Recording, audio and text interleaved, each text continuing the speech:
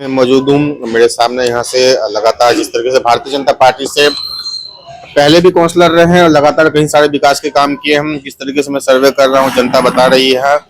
इस बार का क्या माहौल है, क्या उद्देश्य, क्या मुद्दा रहेगा? मेरे वार्ड का माहौल अच्छा है और पिछली बार की जो जीत का मार्जिन हमारा 1000 प्लस था, इस बार हमें उम्मीद है कि हम 1500 प्लस लेके जाएंगे। और हरिद्वार शहर का और नगर निगम का माहौल अच्छा है। हमारी मेयर किरण जैसल बनेंगी और हमारा बोर्ड भी हमारा, मुझे उम्मीद है कि 50 प्लस ही रहेगा। कितना जरूरी है एक वार्ड काउंसलर बीजेपी का होना, मेयर बीजेपी का होना, ताकि कहीं फाइल अटके ना? क्योंकि पिछले बार जो है बीजेपी का मेयर नहीं हो पाया था और काउंसलर तो बहुत सारे थे। बिल्कुल, आपका कहना बिल्कुल ठीक है, क्योंकि बोर्ड में बहुमत हमारा था। 43 सब लोग हम भाजपा के थे पार्षद और मेयर कांग्रेस की थी। इस बात का बड़ा खामियाजा शहर को भुगतना पड़ा और हमें भी, क्योंकि मेयर एक घरेलू महिला थी बिल्कुल, और उनके पति का हस्तक्षेप आप सब लोगों को पता ही ज्यादा रहता था। विकास के कार्य नहीं हो पाए, कोई भी ऐसी उपलब्धि हमारी नहीं है। एक मेडिकल कॉलेज हमारे टाइम पे बना है, वो भी हमारे बोर्ड के द्वारा पास कराया गया, उसका विरोध बहुत हुआ था और अखबारों में भी बहुत छाया रहा उस समय। और आज शहर के लिए वो एक ऐसी चीज बनकर तैयार हुई है, मेडिकल कॉलेज 1000 बेड का, कि हमारे हरिद्वार नहीं बल्कि पूरे जिले को उसका लाभ मिलेगा और आसपास के जिलों को भी उसका लाभ मिलेगा। और अगर हमारा इसमें मेयर हमारी आएंगी और हमारा बोर्ड होगा तो और भी जो शहर में विकास के कार्य हमारे विजन है वो भी लगभग पूरे होंगे, और पूरे होंगे नहीं, हम करेंगे। स्वास्थ्य और शिक्षा सेवाएं कैसे चल रही है अभी? शिक्षा जी, देखिए शिक्षा में आपने बहुत अच्छा सवाल किया। मेरा अपना विजन है, मैंने पिछली बार भी बोर्ड में ये मुद्दा उठाया था कि हमारी जो सरकारी शिक्षा है ना जी, वो बड़ी पुअर है और उसकी व्यवस्था जो खराब हो चुकी है, उसको हमारी पूर्ववर्ती काम बीजेपी से पूर्व की जो सरकारें थी उन लोगों ने बिल्कुल खत्म किया। क्योंकि 90 के दशक में प्राइवेटाइजेशन हो गया था शिक्षा का, और 90 से लेकर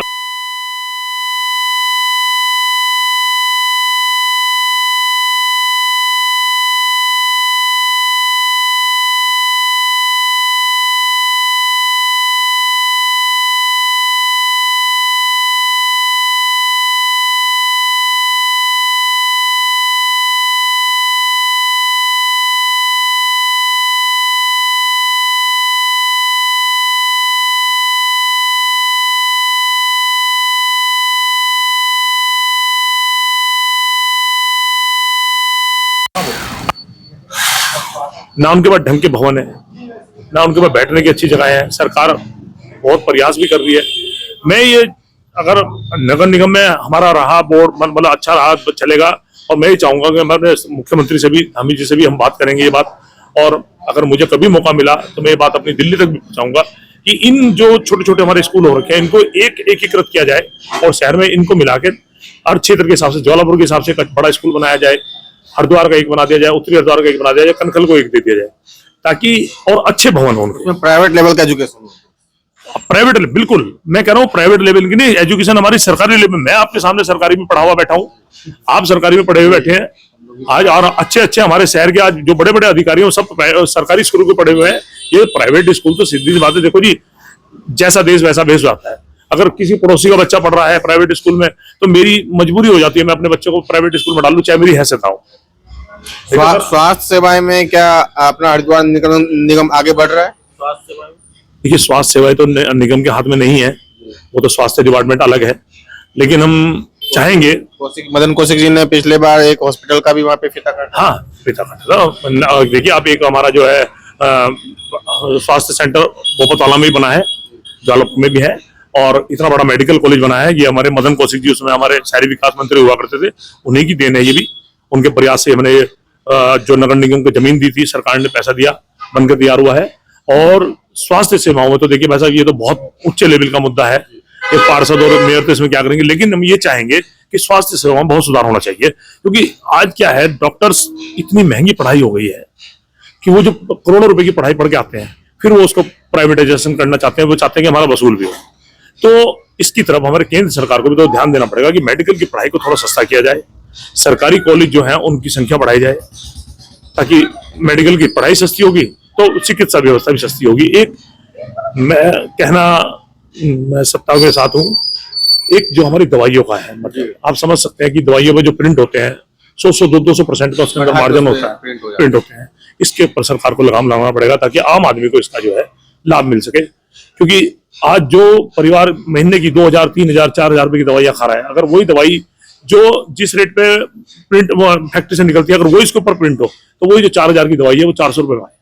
युवाओं को देख रहा हूँ स्मैक की तरफ और नशे की तरफ जा रहा है। कोई ना कोई स्किल डेवलप करने की कोई योजना हो, कोई पार्क हो, कोई युवाओं के लिए खेल का मैदान हो या उनके लिए लाइब्रेरी हो जहाँ पर वो लिख सके, कुछ स्किल डेवलप कर सके। आपका सवाल बहुत अच्छा है। देखिए, मैं इसमें ना दो बातें मेरे दिमाग में है और दो बातें बिल्कुल सार्थक हैं।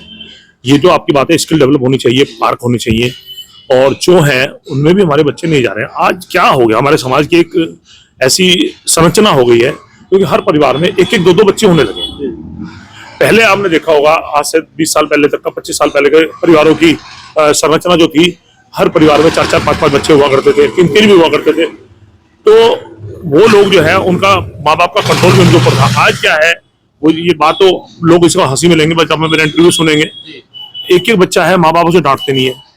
स्कूल में टीचर बच्चे को डांट नहीं सकता, अगर बच्चे को डांट दिया, बच्चे ने आके माँ बाप को शिकायत करी तो माँ बाप टीचर के ऊपर चढ़ जाते हैं जाकर। तो ये जो हमारा एक ढांचा खराब हुआ है, ये भी जो हमारे नशे की ओर हमारे बच्चे जा रहे हैं, इसमें बहुत बड़ी हाथ है ये। क्योंकि इसका रीजन क्या है, माँ बाप भरपूर खर्चा अपने बच्चों को दे रहे हैं, चाहे वो गरीब हो चाहे वो अमीर। गरीब भी अपने बच्चे को चाहता है जी मेरा बच्चा भी मजे करे, मोटरसाइकिल उसको दे दी, स्कूटर उसको दिला दिया। बच्चा स्कूटर मोटरसाइकिल लेके कहाँ घूम रहा है, माँ बाप पूछते भी नहीं है। तो ये भी हमें सामाजिक रूप से इसमें सुधार माँ बाप को करना पड़ेगा और हमारे समाज को भी इसमें आखिरी माननी पड़ेगी। और बाकी में देखो, इसमें की नशे की तो इसमें हालत खराब है। नए नए युवा बच्चे नशे की लत में पड़ के आज अपना जीवन बर्बाद कर रहे हैं। कोई एक्सीडेंट में चले जाते हैं, कोई ऐसे में मौत के क्रास में चले जाते हैं, पूरी जिंदगी बर्बाद कर लेते हैं। माँ बाप हाथ मलते रहते हैं, जिसका जाता है जी उसी को दुख होता है। बाकी लोग तो 2 दिन बाद सब कुछ भूल जाते हैं। लेकिन ये बहुत बड़ी विकराल समस्या तो बन गई है, इसकी ओर सरकार को भी ध्यान देना पड़ेगा और समाज को। एक गांव के प्रधान से लेकर प्रधानमंत्री तक बीजेपी पार्टी का होना, सेम पार्टी का होना कितना जरूरी है, चाहे मेयर हो, वार्ड काउंसलर हो, विधायक हो, सांसद हो, कहीं भी फाइल ना अटके। देखिए, अगर ऐसा होगा तो बहुत अच्छा होगा, लेकिन राजनीति में एक स्लोगन भी है कि विपक्ष मजबूत होगा तो राजनीति अच्छी होगी। मैं तो ये चाहूंगा कि नीचे से लेकर ऊपर तक भाजपा के हो, मैं तो ये चाहूंगा, लेकिन विपक्ष भी हो, मजबूत हो, और विपक्ष में अच्छे समझदार लोग हो। आज हमारी संसद का हाल आप देख रहे हैं, कांग्रेस के 99 भले ही है, लेकिन उन्होंने ना तो उन्हें देश के विकास से मतलब है, ना कोई मतलब है, बस विरोध विरोध विरोध, एक ही विरोध की राजनीति उन्होंने पकड़ ली है।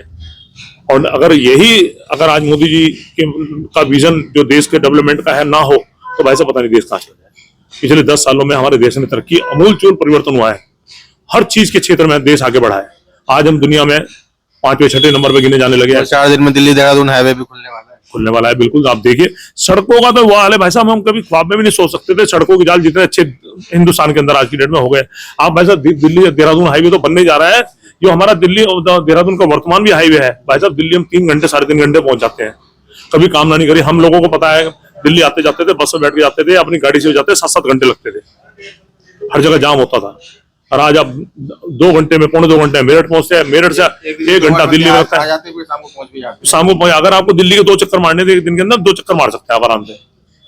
तो साफ कहना है भारतीय जनता पार्टी लगातार काम कर रही है। अगर आप लोग सेवा का मौका देते हैं और ज्यादा विकास होगा, क्योंकि राज्य में सरकार है ही, केंद्र में सरकार है ही, बस आपको वार्ड काउंसलर बनाने हैं और मेयर बनाना है बीजेपी का, और ज्यादा विकास होगा। क्योंकि पिछली बार मेयर कांग्रेस का आप लोगों ने बना दिया था, काफी सारी फाइल फंस गई थी जिसकी वजह से विकास नहीं हो पाया था। और ज्यादा अगर बीजेपी को वोट देंगे तो और ज्यादा उनके काउंसलर बनेंगे, मेयर बनेंगे। मेयर भी किरण जैसल जी है, बहुत बढ़िया है। लगातार कल उनका मीटिंग हुआ, कई सारे आदमी भी वहां पे थे, मंत्री जी भी थे। तो लगातार उनका भी यही आदेश था कि ज्यादा से ज्यादा काउंसलर बनाए, ज्यादा से ज्यादा मेयर को वोट दे, तभी और ज्यादा विकास होगा। जिला हरिद्वार से रंजन जायसवाल की रिपोर्ट।